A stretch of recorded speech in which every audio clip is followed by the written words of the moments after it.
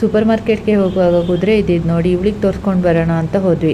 ಇಲ್ಲೆಲ್ಲರ ಮದುವೆಯಲ್ಲೂ ಮದುಮಗನ ಕುದುರೆ ಗಾಡಿಯಲ್ಲಿ ಡೋಲ್ ಬಾರಿಸ್ಕೊಳ್ತಾ ಮೆರವಣಿಗೆಯಲ್ಲೇ ಹೋಗ್ತಾರೆ. ಸೂಪರ್ ಮಾರ್ಕೆಟಲ್ಲಿ ಇವಳೊಂದು ಎಷ್ಟು ರಗಳೆ ಕೊಟ್ಟಿದ್ದಾಳೆ ಅಂದರೆ ಹಾಕಿರೋ ಸಾಮಾನೆಲ್ಲ ವಾಪಸ್ ಇಟ್ಟು ಬರೋದು, ಅಲ್ಲಿರೋ ಯಾವುದೋ ಸಾಮಾನ ತಗೊಬಂದು ಕಾರ್ಟಿಗೆ ಹಾಕೋದು, ಹೀಗೆ ಮಾಡ್ತಾ ಇದ್ದಿದ್ಲು. ಇವಳು ಕಾಟ ತಡ್ಕೊಳಕ್ಕಾಗದೆ ಇರುವಾಗ ಅಲ್ಲಿರೋ ಸೇಲ್ಸ್ ಗರ್ಲ್ಸ್ ಬಂದುಬಿಟ್ಟು ನಾವು ನೋಡ್ಕೊಳ್ತೀವಿ, ನೀವು ಶಾಪಿಂಗ್ ಮಾಡಿ ಅಂತ ಅಂದರು. ನಂತರ ಮನೆಗೆ ಬಂದು ತುಂಬ ಟೈಮಿಂದ ಚಿಕನ್ ಸುಕ್ಕ ತಿನ್ನಬೇಕು ಅಂತ ಅನಿಸ್ತಾ ಇದ್ದಿತ್ತು, ಮಾಡ್ಕೊಂಡು ತಿಂದ್ವಿ. ನನ್ನ ಮಗಳು ಸೊಕ್ಕೋದೊಂದು ಎಷ್ಟು ಚಂದ ಕಲ್ತಿದ್ದಾಳೆ ಅಂದರೆ ನಿದ್ದೆಯಿಂದ ಎದ್ದಾದ್ಮೇಲೆ ಸುಮ್ಮನೆ ಇರೋದು ಬಿಟ್ಟು ತರಲೆ ಇನ್ನೂ ಜಾಸ್ತಿ ಮಾಡ್ತಿದ್ದಾಳೆ. ಅದಕ್ಕೆ ಅವಳನ್ನು ಕರ್ಕೊಂಡು ಬೇಳೆ ಎಲ್ಲ ಬಾಕ್ಸಿಗೆ ಹಾಕ್ತಿದ್ದೆ. ನನ್ನ ಮಗಳಿಗೆ ಕಿಚನ್ ಕೆಲಸ ಎಲ್ಲ ಸ್ವಲ್ಪ ಇಂಟ್ರೆಸ್ಟ್ ಜಾಸ್ತಿ, ಜೊತೆಗೆ ಇದ್ದರೆ ಸ್ವಲ್ಪ ಕಲ್ತಾಗೂ ಆಗುತ್ತೆ ಅಂತ ಒಟ್ಟಿಗೆ ಇಟ್ಕೊಂಡು ಕೆಲಸ ಮಾಡ್ತಿರ್ತೇನೆ.